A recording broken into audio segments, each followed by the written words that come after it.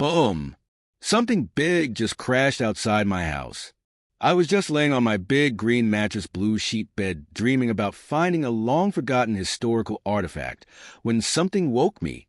I first felt a bit of anger then a surprise when I woke up because I had been up late last night exploring my backyard. I live in a deserted mountain range of sand and cactuses here and there. If you didn't know any better, you would think you were on Mars. I looked at my clock. 2 in the morning. I grumbled in tired despair. I looked outside my balcony window to see a column of colorful smoke coming from within the sea of sand. My body told me to go back to bed, but my mind was on full throttle. What if it was a plane crash? What if the pilot's hurt? What if there's something valuable in the cargo? I grabbed my camera, phone, flashlight, and leather-bound wallet in case of an emergency with my driver's license, ID, and name inside. Elena Smith. With my clothes on, I ran outside past the scattered cactuses to the vast sand. I pumped my legs as fast as I could with my satchel bouncing on my side. As I got closer, I could smell the burning fumes up ahead.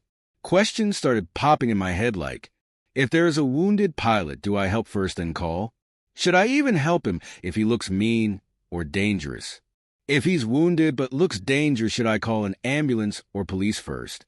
I know Mom always said to not judge someone by appearances, but it doesn't mean you can't still be cautious. When I finally reached the crash site, what I saw was definitely not a plane, helicopter, or any other earthly flying machine. It was a huge metallic saucer-shaped object with a good quarter of it stuck in the sand. It was sticking out and had to be at least 20 feet high. The multicolored smoke was coming from the rim around the vessel. Some people may have ran away or stayed where they were to stare, but not me. I walked right up to it with my flashlight and examined the damage. There isn't a place to see a cockpit to know if the pilots were all right, but the strangeness of it didn't stop there. There were absolutely no marks. It did not appear to be dented or scratched at all. In fact, it felt polished and smooth. I started taking pictures of it and wrote it in my journal. I walked around to the back and found an opening in the side. I pointed my flashlight's beam into the doorway to reveal the interior. I called inside. Hello. Is anybody there? No response. A big round silver table was in the middle of the room with a smaller black spot on top of it. Test tubes lined the far wall, some small and others large enough to fit a cow. Most of them were occupied with creatures I had never seen before in any book I had ever read. Then I heard a noise. I spun around to see the door close. Everything was pitch black, and all I could hear was my own breathing. Then I smelled something that made me feel calmer. I felt so relaxed like I could fall asleep. Like I could just fall asleep. I fell asleep. I opened my eyes to a bright light shining in my face. I jerked up to see where I was and what happened. I was still on the ship, but it was different. I was laying on a long silver chair with a light over me, like I was in a hospital. The walls were giving off a violet purple. The floor was glowing white, and the top bar that was connecting the middle table to the ceiling was glowing blue. I turned to my left to see what was behind me, and what I saw was space. Stars and meteors were floating outside the window. Venus was so close, I could see the rocks floating in its ring. I got up to observe the table, when a metal door opened up to reveal something. Or someone. It had a humanoid body and a handsome face, but with extraordinary features. It had gray skin that looked like sandpaper with glitter. It was wearing a white lab coat and black pants, while holding what looked like an iPad but longer. It was walking right up to me and said, "Hello. I hope that you are feeling better now that we fixed our gas leak," he said with a kind smile that made me feel a little less frightened. What happened? Why am I on this ship? Who are you? I asked with as calm a tone I could muster. I'll be glad to answer for you. You see, my colleagues and I came to Earth to study its geography and specimens it had to offer when our ship crashed. We are not aware of how it happened, but for a short while, we were unconscious. I was the first to awake to find you also unconscious. I turned the ship back on and flew it into space where we could help you without possible interruption. I started to cough. Oh, Don't worry, we can help with that cough of yours. He started to tap on his iPad, and a device that looked like a metal detector came down to my throat. It buzzed for a second, then I felt my throat become warm, and the cough went away. Thank you, that helped a lot, I said while this time returning the smile. If there is anything that you need, just call. With that, he taped on his iPad again, and a bubble made of an unknown substance appeared around me and the chair. They seemed nice even if they did take me away from Earth. Another alien with a green outfit walked into the room and started talking with the one I just met, but I couldn't hear them. I heard a crackling sound from the barrier, and the sound came back. Did she bite? The new alien said. Yes, she, like most humans, are just as susceptible to kindness as a dog is with a bone.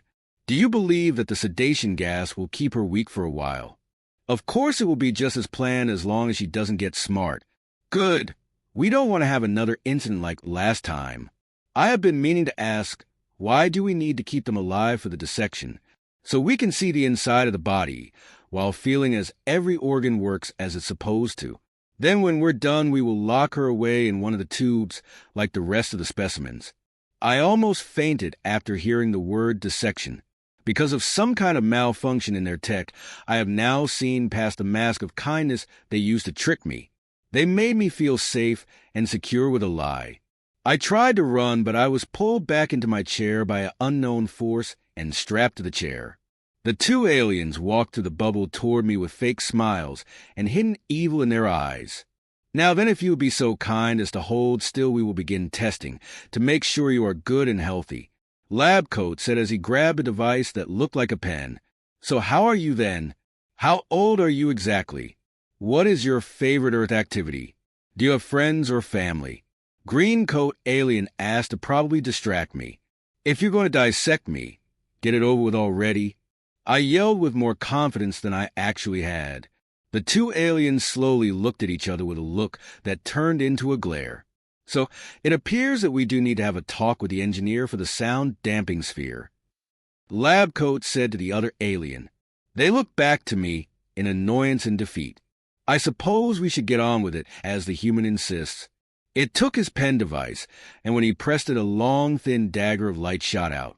The light dagger was brought down to the top of my chest, cinching my clothes, when something hit the ship. Everything shook in a violent start, and the aliens fell over. Hooks ripped through the far wall to pull a section out in a spherical shape. For aliens walked through the hole. They looked like dinosaur people with guns and clothes. They had heads like a Komodo dragon and frills like a snake. They wore ragged clothes with some pieces of armor on their bodies. They had green scales all over their bodies and barbed spikes on their backs. Their guns were big, bulky, and very intimidating. Two of them pointed their guns at the gray bodies on the floor with their hands up in surrender. One other guarded the entrance while the last one walked up to me. If anything looked any more ugly and mean than this thing, I would feel surely sorry for it. It had two large scars on its face with long curved fangs. It raised its hand up into the air as though it was about to make a swipe down on me that would end my life. Its claws instead cut me free from the chair. Get up. We don't have a lot of time before more may come. Its voice was rough, but not as nearly as mean as I thought it would be. I got up and looked at the monstrosity before me that saved me. I ran into the ship with them without a second thought. The vessel was not as nice looking as the previous one, with stains and garbage littering the floor and walls. It was smaller, with one table in the middle and 4 seats in the front of the ship where the aliens must pilot the ship. Take us into hyperspace now, yelled the ugly-looking lizard at one that jumped into the front seat. He typed something into a hologram, and a voice said, "Traveling to Earth. Prepare for hyperspeed." They all jumped into their seats and threw me into an extra one that popped out of the floor. I couldn't feel anything as the ship glowed blue from the outside during hyperspeed. The rest of the trip back home was uneventful for the most part. The aliens talked about economics and politics from their planet I didn't understand, and they sometimes said rude jokes that followed with a burp or fart.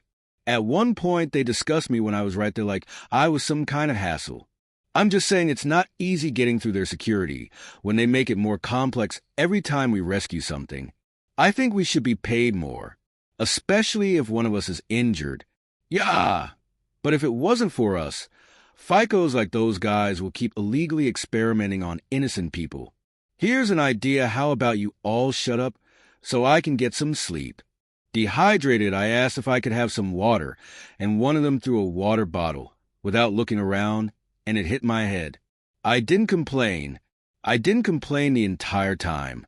Even though they looked, sounded, and acted mean, they still were the ones who saved my life. The gray aliens seemed and looked nice, and they tried to kill me. These dragon aliens act like pigs, yet they help me. I was never going to ignore what Mom told me about people's appearances ever again. I could see the Earth coming closer as the ship entered the atmosphere. I told them where I lived, and they flew me there. The door opened and the seat belts unbuckled. As I climbed out of the ship, I took in the mountains, the sand below my feet, the sun rising in the distance in my house just a few yards away. I was home. A tap to my shoulder woke me from my trance. One of the aliens was handing me my satchel. Took this before we left because I assume this is a human accessory. It said, "Hope you have a nice life." It said, not knowing my name. "Elena," I said. "Elena Smith," with my hand out to shake his. "I hope you have a nice trip back, and thank you for everything you did for me." "You're welcome." And with that, the ship left me to run home with an experience that I will never forget as long as I live.